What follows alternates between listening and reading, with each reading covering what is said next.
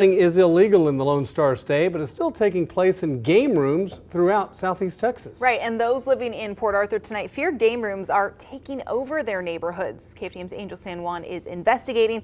He joins us tonight here in the studio. Angel, how are these establishments continuing to be able to skirt the law? Tiffany, 2 years ago, the Port Arthur City Council passed an ordinance regulating game rooms. It has shut down a lot of them, but police say the owners of sites still operating tonight have become bolder. They have the financial backing to survive, and PAPD accuses them of targeting the most vulnerable in the city.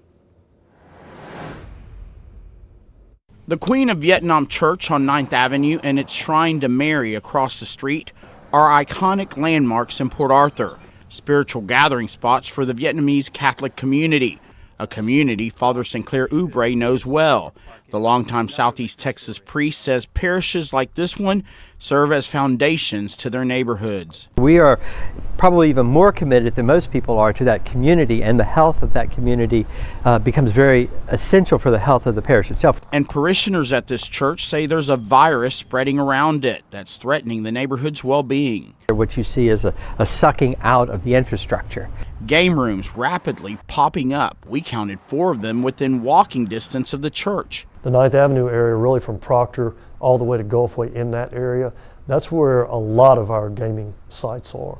And there's a reason why they're there. Port Arthur Police Detective Mike Hebert says they gravitate here because of a vulnerable population. The site itself can manipulate those machines however they want to manipulate those machines.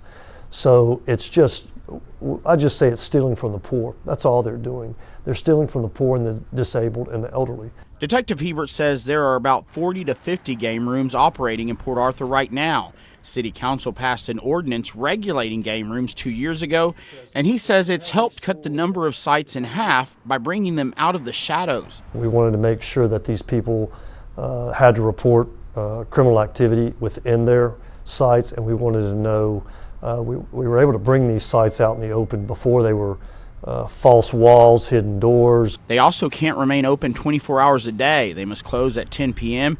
and any violation costs the owners money. You get things like their registration placard is out. They have too many games within the site that aren't on their manifest. And then even smoking inside the gaming sites, ashtrays inside the gaming sites, those little things that we cite these businesses for. We say that because of the ordinance, only the strong survived in our city, and that was people that had financial backing. And that's the problem. Fines generated from violations have forced some game rooms to close, but Detective Hebert says in those that remain open, gambling is taking place. It's 100% that they're paying out. If you put a mustache on and went disguised in one of these gaming sites, they're going to pay you money. It's what every one of them do. That's it. And game rooms attract customers. Check out this establishment, a packed house at 11 in the morning. It doesn't really make much sense why 70, 80 people would be playing on a game room in order to get a stuffed animal. Police have not said this game room is doing anything wrong, but many that are know how to cover up what's really happening. You'd go into these businesses and they would have all these trinkets, these novelties, and they would say that's what they're giving out. But one recent incident proves otherwise. One of the last robberies I've seen, a young woman, I think she wins around $1,500. By the time she gets her money, walks out in the parking lot, she's slammed headfirst to the ground and she's robbed.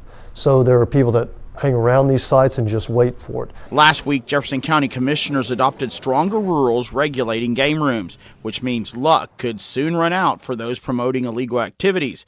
But it would be a jackpot for citizens who want to take back their neighborhoods. Now we're going to start actively doing much more proactive, I would say, policing within these gaming sites. And I think within the next 6 months, we're going to see a lot of change in the city of Port Arthur.